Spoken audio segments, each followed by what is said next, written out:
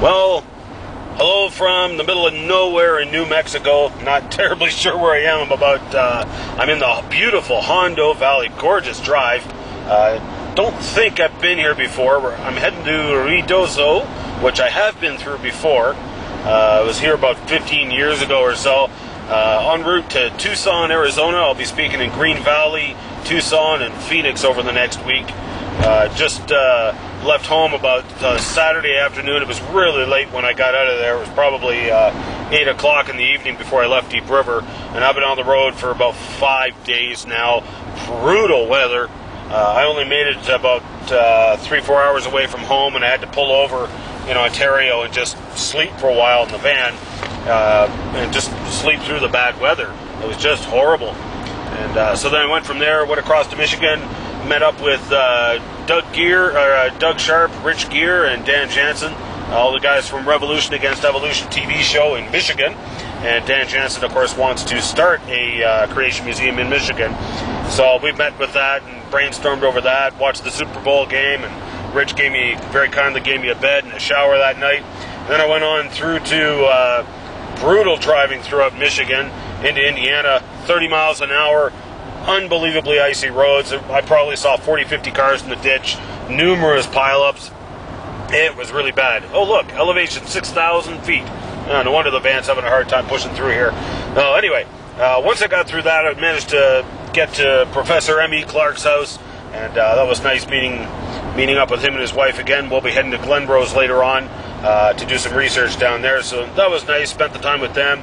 Had some more frustrations trying to get health insurance down here and stuff. That was a hassle.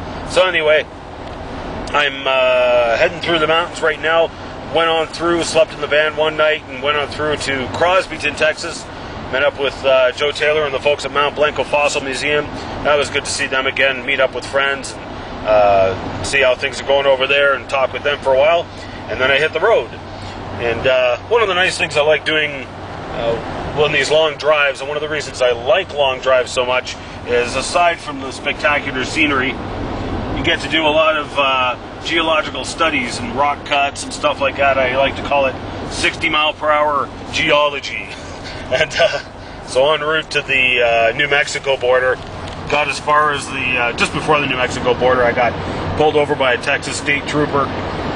Apparently I was doing 74-mile-per-hour geology in a site designated as 70-mile-per-hour geology. And so anyway, nicest guy in the world, he let me off. I thought that was very kind of him. Told me to give me a written warning, told me keep it down, you see things better that way anyway.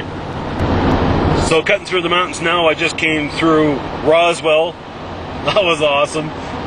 Took a couple pictures there, and went to the Tourist Information Center and got some stuff to mail back home, including a relocation package for a few people I know who I think need to move to Roswell, New Mexico, and join all the other UFOologists. Nice attention to detail in the city. And I'm heading through the mountains now, so we're on our way to White Sands, New Mexico.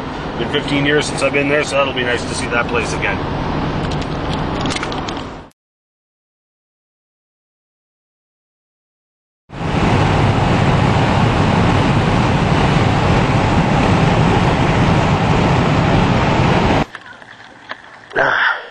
Well, here we are at White Sands, New Mexico. Pretty spectacular. I've never been here before. It is just phenomenal. The sands are definitely very white, and it's kind of nice.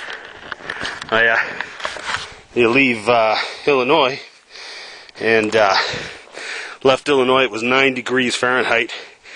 Got down the highway about an hour and a half, 2 hours to St. Louis, and it was 62. And now it's, I don't know, in the 80s here. Look at this.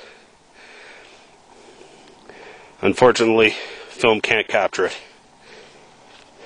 Of course, one of the ongoing debates about sand dunes and desert dunes and whatnot has to do with the Coconino sandstone, in which case we've got a whole whack of fossil footprints, all going uphill. They almost never see them going downhill. And this is in the Grand Canyon and other various outcrops. And one of the questions that arises is the claim that these were desert dunes. And so the footprints going down the hill simply weren't preserved because it was a desert. Well, let's do an experiment. Going downhill, I'm definitely leaving tracks. And in fact, what I will do is I will turn around, and I will now walk uphill right beside the other tracks. This is a pretty steep dune. Not the steepest we have here, but definitely very steep. And while the tracks are different, there's definitely tracks made both ways.